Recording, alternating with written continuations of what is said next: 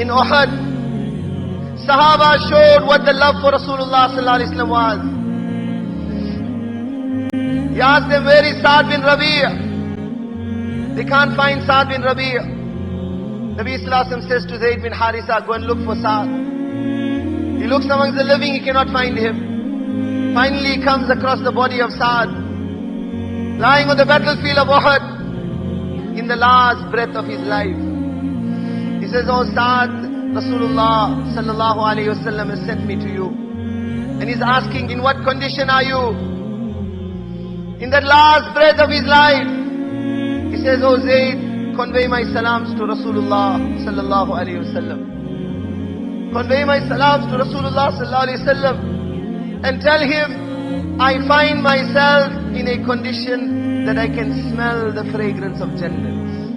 I can smell the fragrance of Jannah.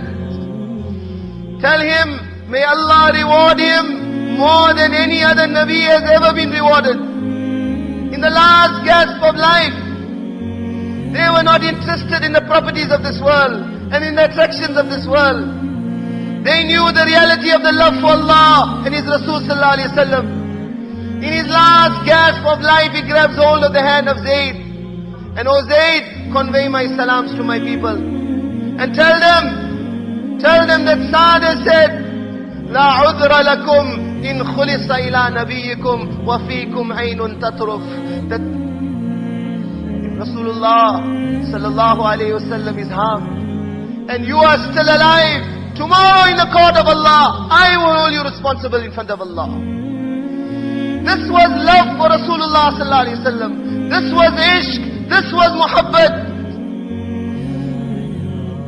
With what ease today? With what ease today?